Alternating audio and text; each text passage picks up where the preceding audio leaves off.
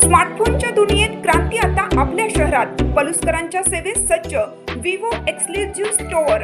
आता विवोची superfast T series आणि गेमिंगसाठी जबरदस्त आयक्यूचे सर्व लेटेस्ट मॉडेल्स आता आपल्या पलुसमध्ये उपलब्ध.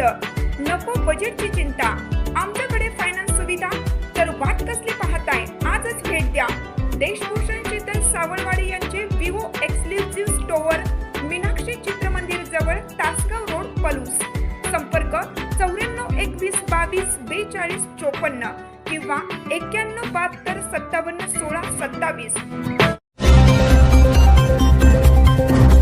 तुळजापुरात 13 वर्षीय मुलीचा 28 वर्षीय तरुणाशी विवाह.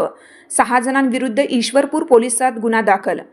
तुळजापूर तालुका वाळवा येथील 13 वर्ष 8 महिने वयाच्या अल्पवयीन मुलीचा 28 वर्षीय तरुणाशी विवाह करण्यात आल्याचा धक्कादायक प्रकार उघडकीस आला.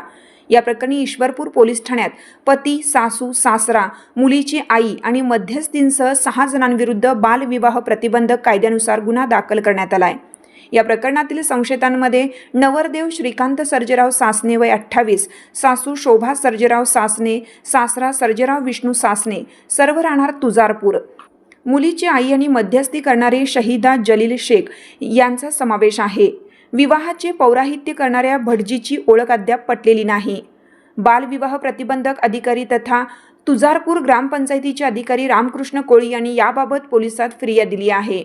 पोलिसांनी दिलेल्या माहितीनुसार 16 नोव्हेंबर 2025 रोजी दुपारी तुळजापूर येथील नवरदेवाच्या घरी कोल्हापूर जिल्ह्यातील या अल्पवयीन मुलीचा श्रीकांत सासने याच्यासोबत विवाह लावण्यात आला होता. दरम्यान सांगली जिल्हा चाइल्ड लाईनचे प्रकल्प समन्वयक AP कुंभार यांना तुळजापूर येथे काही महिन्यापूर्वी बालविवाह झाल्याची माहिती मिळाली. त्यानंतर चाइल्ड लाईनच्या पथकाने 15 जुलै रोजी मुलीच्या सासरच्या घरी भेट देऊन चौकशी केली. त्यावेळी मुलीचा विवाह झाल्याचे निष्पन्न झाले. या विवाहासाठी शहीदा शेख हिने मध्यस्थी केल्याचे चौकशीत समोर आले. त्यानंतर चाइल्ड लाईनच्या पथकाने अल्पवयीन मुलीला तातडीने ताब्यात घेऊन सांगली येथील बालगृहात दाखल केलं. गटविकास अधिकारी डॉक्टर आबासाहेब पवार यांच्या आदेशानुसार बालविवाह प्रतिबंधक अधिकारी रामकृष्ण कोळी यांनी ईश्वरपूर पोलीस ठाण्यात फिर्याद दिली. त्यानुसार संबंधित 6 जणांविरुद्ध गुन्हा दाखल करण्यात आला असून पोलिसांकडून पुढील तपास सुरू आहे.